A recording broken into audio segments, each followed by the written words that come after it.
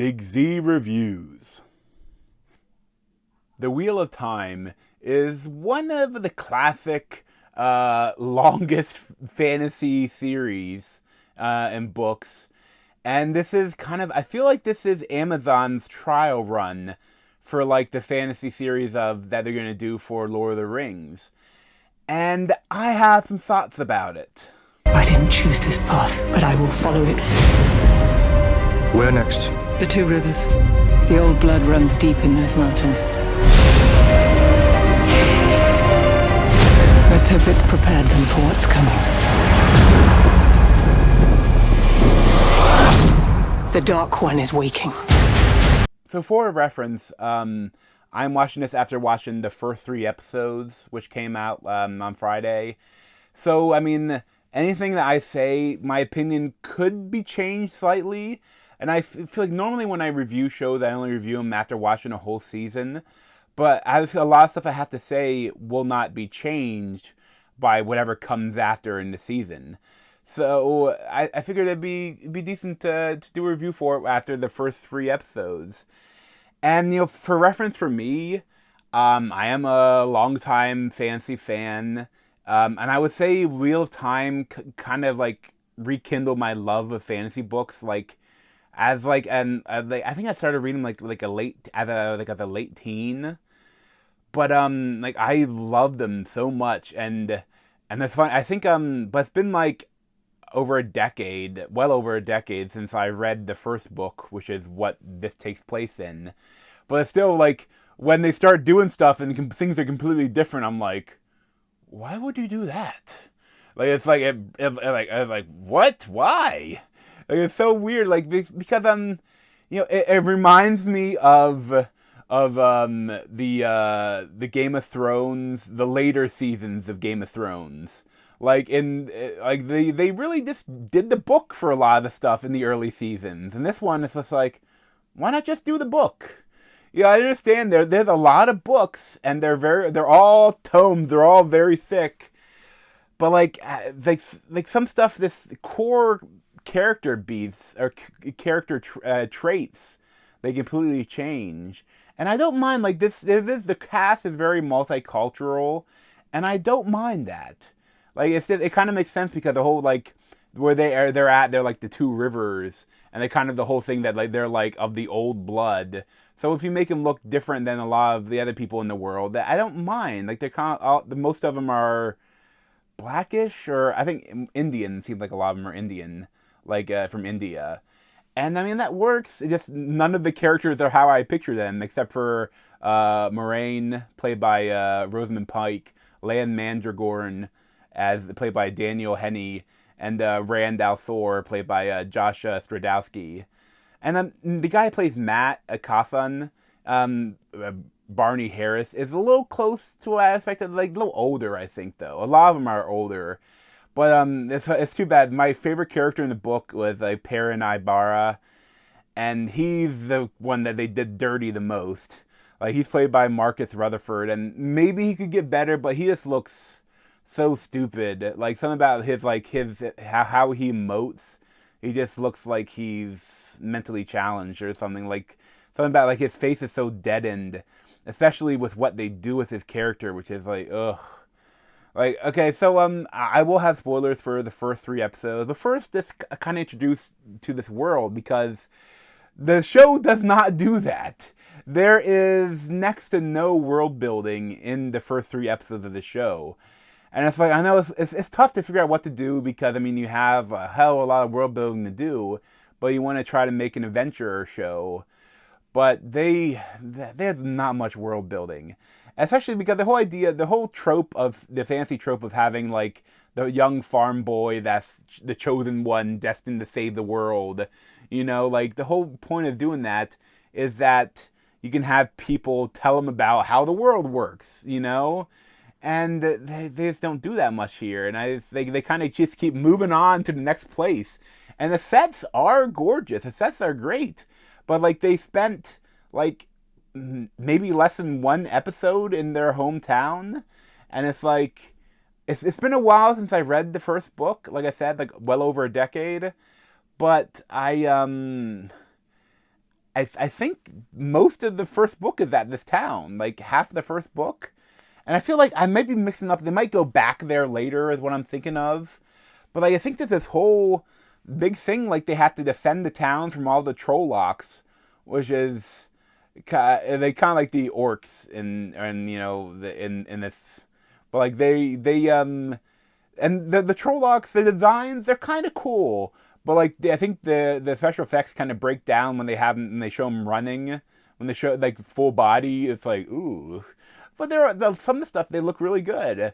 But like I think I think they have this whole battle. Like all of the characters have to round their up together to defend their town.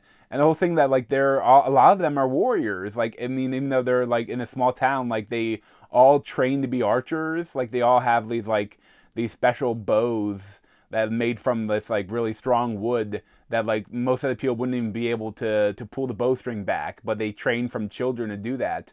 And it doesn't feel like that they do any of that, you know? And it's fine. Like they want to move on. They want to move on to other stuff. But like, and the second episode, like they move on and they have some stuff from the book. I was like, okay, that's cool. And then the third episode is kind of like completely original, essentially.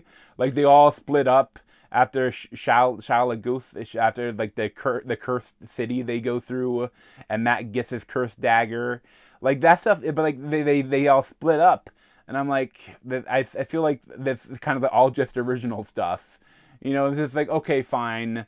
Yeah, I see what you gotta do your own thing, but it kind of bugs me sometimes. But as to for the world building that they don't do, I'll kind of explain the whole setup for this world. So in the previous age, this is kind of a time where magic and technology kind of like bridge the gap, like where like they always like when they show flashbacks to that time, like they're like they have like flying ships and stuff, but they all have magic too. And it's all based on the magic, essentially. But there's this evil dark one, and you know there's this big fight, you know, like the dragon. I think Lou Theron, I think is his name.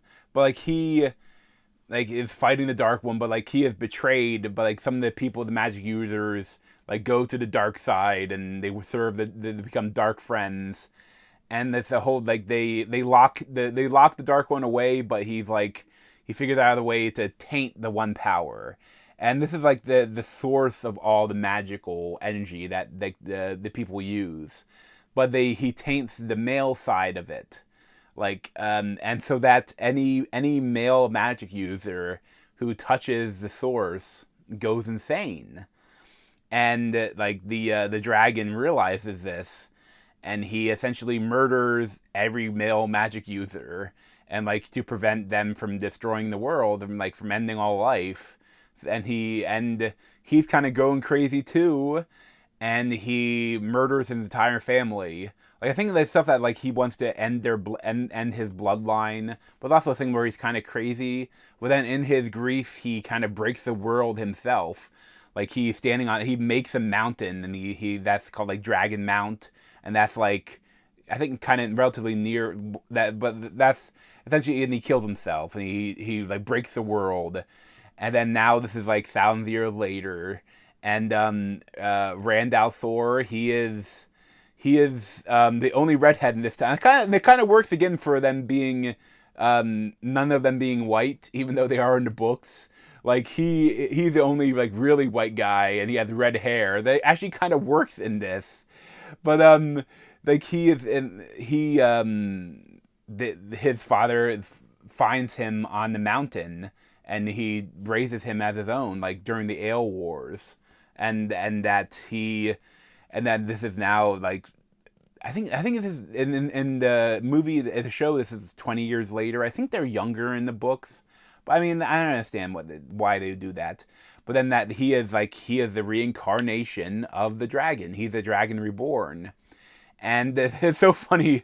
It's like Rosamund Pike is the little bit world building they try to do at the very beginning of the show. She's like, the Dragon Reborn could be he or she, and I was like, she?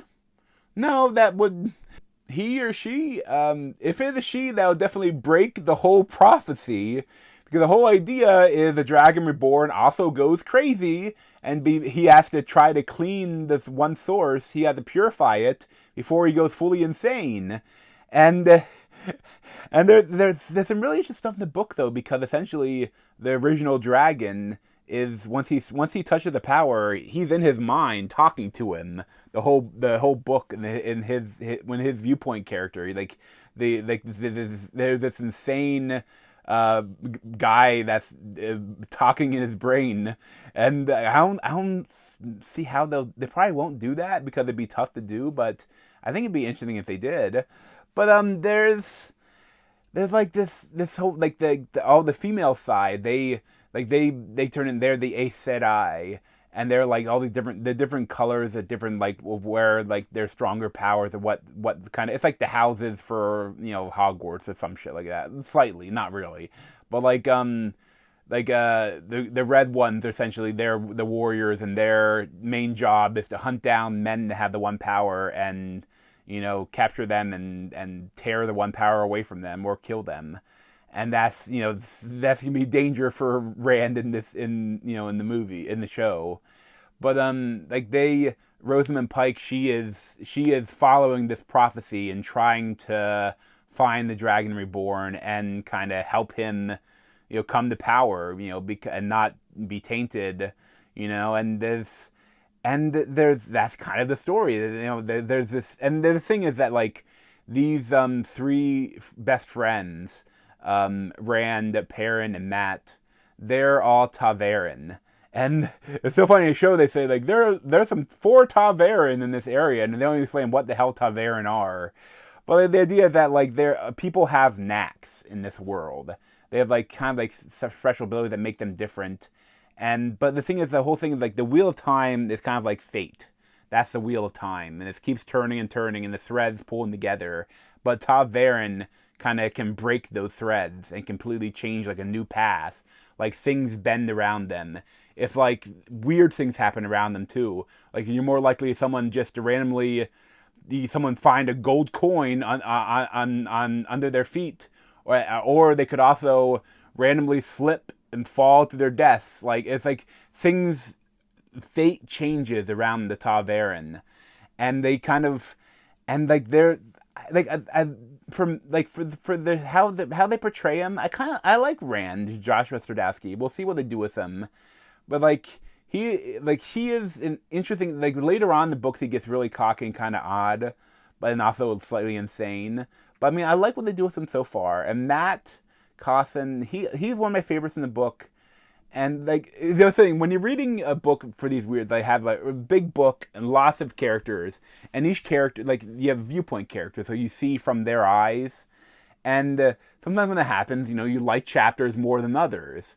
And the chapters that always were my favorite were Matt's and Perrin's. And Perrin, he was kind of like the character that I kind of viewed myself as. You know, whenever you're in the book, you identify more with some characters, and Perrin was that character. And I think that's maybe why I hated his character a lot in this, because right off the bat, like they're after Moraine come, they're at the bar drinking, and they're like, I got to get back to my wife at the smithy. And I'm like, wife? Huh? Like in the start of the book, like he's the apprentice, I think, to his dad, the blacksmith. And in this one, he's married and his wife is pregnant. And they're like, I'm thinking like, but why would he do that? And like he has to go on a long journey, and eventually he's going to find his real wife, and the big parts of his whole character rely on that, because of this whole thing where she's kidnapped, and he has to go rescue her, and go on this huge journey and change his character and who he is. And it's like, but he's married now.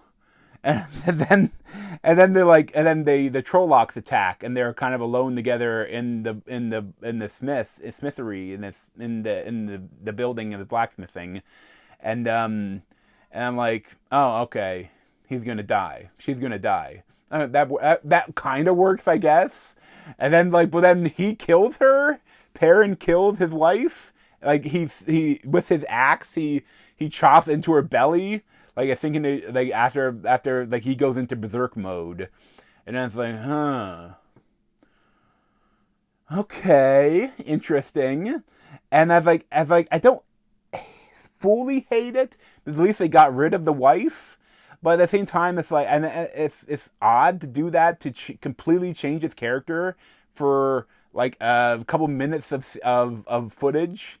But at the same time, like it doesn't not work, because I mean there is a lot of guilt and depression in Perrin's character, and there's a whole thing where like he's like a horrible warrior, like he kills hundreds of people in battle with his axe.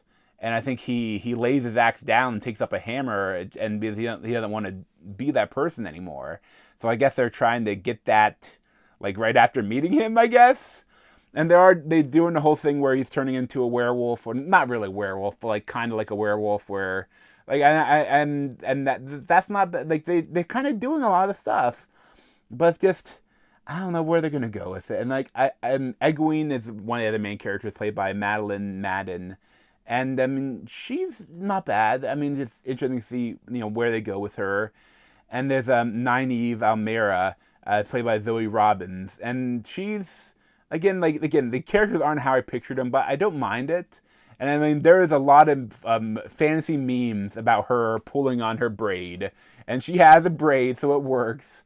But I definitely like Daniel Henney's Lan Mandragore and Rosamund Pike as Moiraine Demodred. Like they're the two really perfect casting in the show, I think.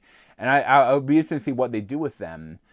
It's just I don't know where they're gonna go with this. Like they're obviously not staying true to the books, but at the same time, like it annoys me more when they almost are, and then they change stuff about the main characters. But like if there's a lot of the book here, so I mean you got to figure out a way to get to it. But like there's like they go into new sections each time. They're burning through stuff. They're burning through like huge sections of the books. So it'll be interesting. But then like episode 3 was kind of, like I said, mostly original. So I don't know what they'll exactly do. But it's so funny. Like I said, this series is kind of precious to me. But like at the same time, I never read the last book. But like this whole thing, because like Robert Jordan, he passed away before he could finish his series, and then Brandon Sanderson took over and wrote the last 3 books. And I just sometimes I get weird with stuff. It's like if I know that I always have the last book to read, that I can, but like I don't read it because I'm worried that it's gonna suck, or it's worried that it's not gonna be that great and it's gonna be over. So I just put it off and don't read it. Well, now it's been so long since I even read, the last book read by Brandon Sanderson in the series. Like I think it'd be, I want to reread the whole series again, but it's like, that's like a huge time thing to pledge yourself to. But once you start, you're going to finish it. But I might do that in 2022. I might reread the whole entire series from the beginning. I think it'd be interesting to see how it holds up, because there are some of my favorite books. And I think probably if you've read the first book recently, you'll probably be more annoyed at stuff they change. But I feel like if you don't have any connection with the book, I think this could be good. The series could be good. Like a lot of the stuff that I don't like is mostly based upon my love the books. So like this is kind of one, like you may like it more if you don't have any idea what the Wheel of Time is. But like if you know the Wheel of Time, it may piss you off a bit, like me when I watch it. Like I feel like watching it, I kept getting, what the hell is that? Like I think if I didn't have to do that, I think I might have liked it. But I'm curious to see what they do with the rest of it. But like if I change my mind, if I really like it at the end of the season, I'll do another review. But like so far, I'm not liking it. But it could be okay. We'll have to see. Like right now, I'm like, ugh. So it's kind of, for a rating, it's wait and see, I guess. But like, if you're a fan of the books, go into this with caution. But thanks for watching. If you want to see any more of me, you can subscribe down below. Thanks.